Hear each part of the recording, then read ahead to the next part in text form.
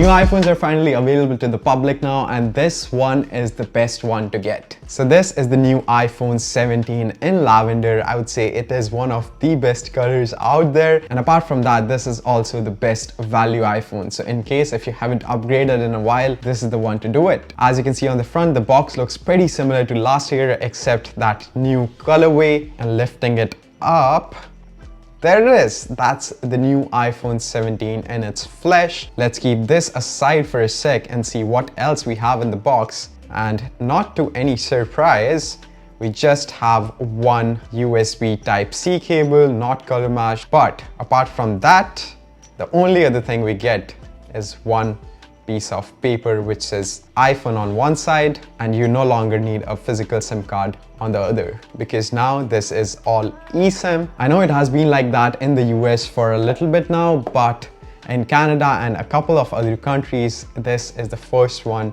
to just get eSIM and not a physical SIM card. And not gonna lie, this color looks absolutely sick. If you're a purple lavender fan, let me know in the comments down below. Oh my god, this looks absolutely gorgeous. I would love to see the Pro or Pro Max come in this shade or even like a darker shade of purple, because now Apple finally is playing with the pop of the colors with the new cosmic orange, which I also did an unboxing of, which you can see in the cards right there, and you can watch it after you're done with this video. But yeah, overall design wise, this is still made up of aluminum, so no difference there.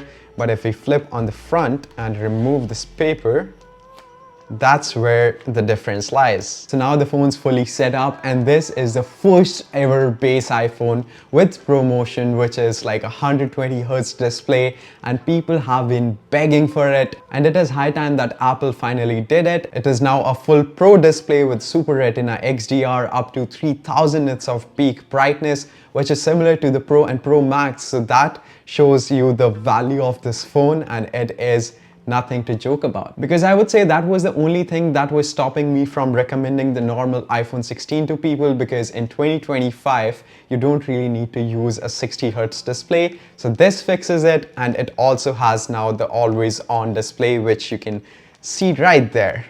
It looks pretty sick though. I genuinely like this wallpaper as well. Flipping the phone over, as I said, it is made up of aluminum with all the ceramic shield 2 on the back, which makes sure that the phone is pretty durable. And along with that, we also have the ceramic shield 2 on the front, which is now 3 times more scratch resistant, so it is more durable than before. But I would definitely recommend you guys to use a screen protector at least. But if you don't want to rock a case, that's up to you, because this phone is pretty handy. So if you're not a fan of huge phones, I would say this is the one to get. Skip the Pro, get the base iPhone 17. This is super smooth, and even with the new liquid glass UI and iOS 26, which still has some bugs, but it runs absolutely smoothly. And if you haven't noticed yet, this also has a bigger display, which is a 6.3-inch display, Super Retina XDR, as I mentioned earlier, from the 6.1 from the last year. Still has the action button, the camera button on the side, and on the back we have dual 48 megapixel fusion cameras, which is the main wide and the ultra wide. And this is one thing that I would have really liked even in the Air, because that only has one camera, even though this is cheaper. So make it make sense to me. I get it, it's thin, but this is where the real value lies. On the bottom you have your Type-C port, which you can use to fast charge your phone, and now this charges from 0 to 50% in just 20 minutes. And it also has better battery life of up to extra 8 hours from the last year, which is absolutely sick. Both the cameras in the back are solid and performs really good. And one more major upgrade is on the front with the 18 megapixel center stage camera, which is an absolute amazing of an upgrade. So you no longer need to rotate your phone to fit everybody in. This is now a square sensor, so you can just press this button, and as you can see, it goes like fully wide landscape. You don't need to rotate your phone, just tap this button and you're ready to roll. So if you're a huge selfie person, you don't need to go to the Pros to have all the features. This one covers it all, and even the whole iPhone 17 lineup has the center stage camera. So no matter if you're getting the base, the Air or the Pro, you're gonna have the same front camera on all of them. On the inside, you have the new A19 chip, which has seen the usual performance upgrades. It still runs super smooth, and with your regular day-to-day usage, doom scrolling on Instagram or TikTok, this will serve you really well with that fast charging and having great battery life. I would say this pretty much checks all the marks, and the only complaint that everybody had with the base iPhones was the 120Hz display. Now you have it, so Android fanboys don't have any other reason to bash you guys that, okay, you're running a 60Hz display in 2025. That is now fixed,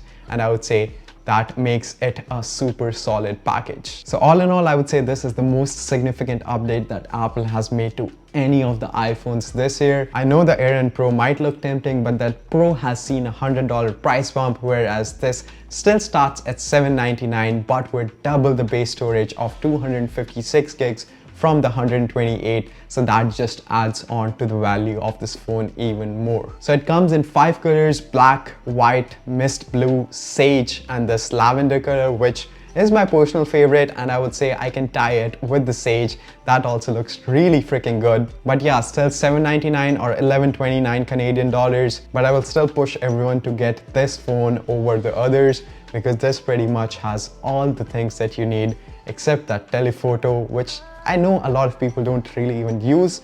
I am not that one. So for me, the Pro is the one to get, but if you are not that telephoto user and you don't need a freakingly big phone like 6.9 inches as the Pro Max is, I would say this is the best one to get, which I have said multiple times throughout this video. I'm really happy with this upgrade. And that's it for this video. I have also done unboxings of the iPhone Air and the iPhone 17 Pro Max, which you can see right there. So make sure to watch those videos and let me know which color and which iPhone are you getting this year. And I will see you guys in the next one. Peace.